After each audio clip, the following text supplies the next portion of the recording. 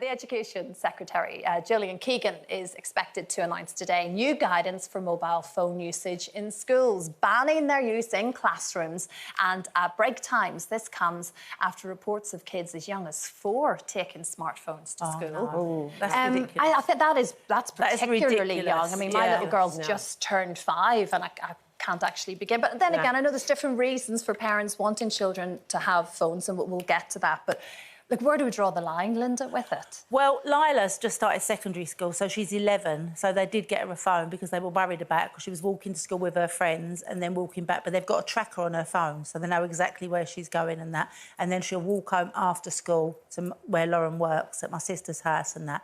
But I have noticed that since she's been at secondary school, you don't really get much out of Lila anymore. We used to have great fun. We'd sit and play cards together. We'd watch something on the television together. But now when she comes round, she seems to be glued to her phone. But Lauren says that once she's home, she takes the phone off of her, and they're not allowed their laptops till the weekend. But no, she has completely changed it. She's got this, because she's made all new friends and there's group messages and everything. So instead of playing things or watching something with me, she'll be on the phone to her friends. I go, put it down for a little while and talk to Nanny. Tell me what you've been up to. But that's the worst thing you can say to I know, yeah. Or a 34-year-old.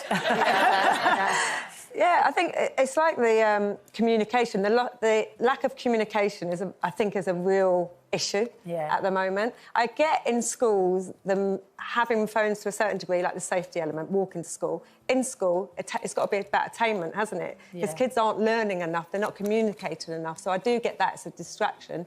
And I also worry about their sort of mental health. You know, there was this poll that went on saying like between 13 and 17-year-olds say that social media makes them feel worse about their body image. And then 64% say that they sometimes are exposed to hate crimes. Now, that's the thing. I think that's a parent's responsibility to understand what's on that phone. Because we as adults, I mean, like, I'm constantly on my phone, not going to lie. Everything, WhatsApp groups, emails, social media, it's constant. But we are in control of what we look at and what we don't, and I think young people aren't. They're exposed to so much these days that I think it's actually really detrimental to their health as a whole.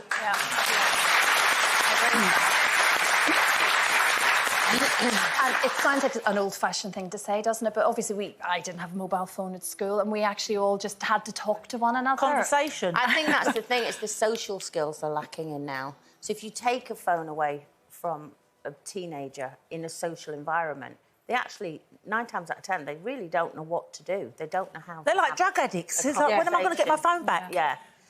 So I think it's a really good idea in schools. They shouldn't have them in the classroom, in my opinion. Bring them to school for the reasons you said, but when you get to the school, there should be some kind of locker system where they have to put the phones in. But, you know, having said that, we all sit here, don't we, and we're of that age. You know, I remember my mum saying things to me. You know, I'd go, oh, God, you know, I've got to sterilise the bottles, you know, the baby bottles tonight. She'd go, you don't know, you're born. We didn't have sterilisers. The most fabulous weekend.